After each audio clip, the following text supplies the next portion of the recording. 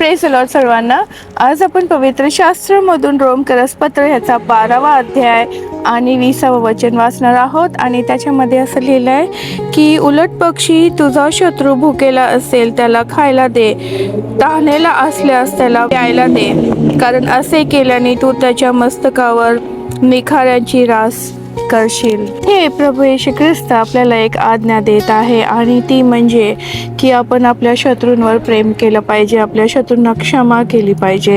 आणि जेव्हा आपण परमेश्वराची आज्ञा पाळत नाही तेव्हा आपण ती आज्ञा मोडतो आणि त्याच्यामुळे काही आशीर्वाद गमावून बसतो. हे वचन जर आपण वाचलं, ऐकलं तर आपल्यासाठी हे वचन फार कठीण आहे, कारण आपल्या शत्रूंवर प्रेम करणं किंवा क्षमा करणं ही एक सहज गोष्ट नाही आहे. कारण शत्रू म्हटलं तर आपल्याला सहजच राग येतो, दुःख होतं, त्यांच्याशी बोलायला देखील त्रास होतो, त्यांच्याकडे बघत देखील नाही. तर ह्या सर्व गोष्टी आपल्या जीवनातून सहज होतात का? कारण आपल्याला त्या शत्रूपासून दुःख झालेलं असतं, वेदना झालेल्या असतात, त्रास झालेला असतो.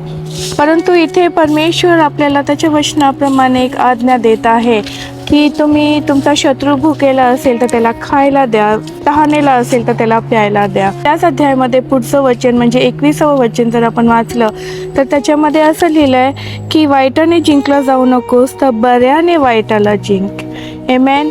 तर ह्या जगामध्ये पुष्कळ वाईट गोष्टी आहेत आणि त्याच्यावर आपल्याला विजयी होण्यासाठी आपल्याला परमेश्वराच्या वचनाप्रमाणे चालणं हे फार महत्त्वाचं आहे. आपल्याला ह्या आज्ञा कठीण वाटतात पण त्याच्यामध्ये आपले आशीर्वाद आहेत. कारण प्रभू येशू ख्रिस्तांनी स्वतः जेव्हा तो ह्या जगावर आला आणि त्याला क्रूसखांबावर खेळले होते तेव्हा त्यांनी त्याच्या शत्रूंना क्षमा केली. त्याला वेदना होत होत्या, रक्त वाहत होतं, जेव्हा त्याला त्रास होत होता, त्याच्या अंगावर जखमा होते, त्या अवस्थेमध्ये तो परमेश्वराला म्हणतो की हे परमेश्वरा तू ह्यांना क्षमा कर, कारण हे काय करतात हे ह्यांना समजत नाही. आणि हे प्रभू येशू ख्रिस्ताने आपल्यासमोर ठेवलेलं हे खूप सुंदर उदाहरण आहे की आपण देखील आपल्या शत्रूंना क्षमा केली पाहिजे. मत्ती ह्याचा 5वा अध्याय आणि 44 वचनामध्ये देखील वचन सांगतं की तुम्ही तुमच्या शत्रूसाठी प्रार्थना करा.